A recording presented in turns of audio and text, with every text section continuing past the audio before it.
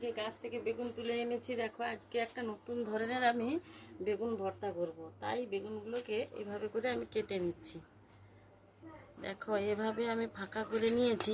এতে আমি রসুনগুলো দিয়ে দেব, দিয়ে এবার উনুনে পুড়তে দেবো। আমি উনুনটাও প্রচণ্ড আগুন। দেখো দেখো একটু রসুনের উপরে একটু হালকা করে একটু তেল দিয়ে দিচ্ছি। এটা আদা দিয়েছি, আদাটাও পুড়িয়ে নেব। আর রসুন, পেঁয়াজ আর টমেটো একসঙ্গে, বেগুন একসঙ্গে আমি উনুনে দিয়ে দেবো। উনুনে প্রচণ্ড আগুন, তো উনুনে দিয়ে দিচ্ছি।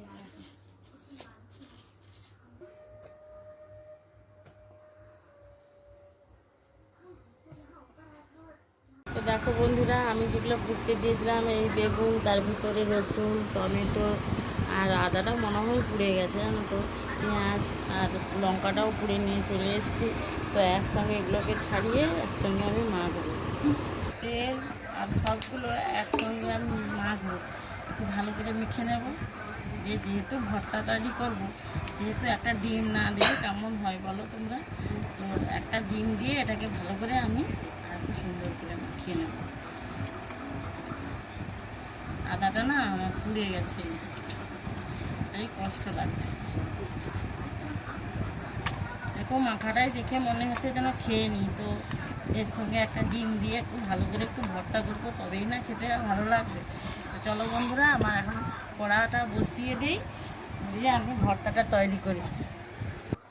কড়াইতে তেল দিয়ে দিয়েছি, এবার ডিমটা আমি ফাটিয়ে দিলাম। হয়ে গেছে ডিমটা আমার ভাজা, আর বেগুন, সেদ্ধ বেগুন, মাখানো বেগুন আর সব একসঙ্গে দিয়ে দিলাম। দিয়ে তৈরি হয়ে যাবে আমার ভর্তা। তো যারা তারা ভাবে চলে এসো। ভর্তা রেডি। উপর থেকে গরম মশলা আর জিরের গুঁড়ো ছিল, তো দিয়ে আমি এটাকে নাড়িয়ে নামিয়ে নেব। তো রেডি হয়ে গেছে আমার বেগুন ভর্তা। তো এভাবে ও খেয়ে টেস্ট করবে কেমন হয়েছে। দারুণ।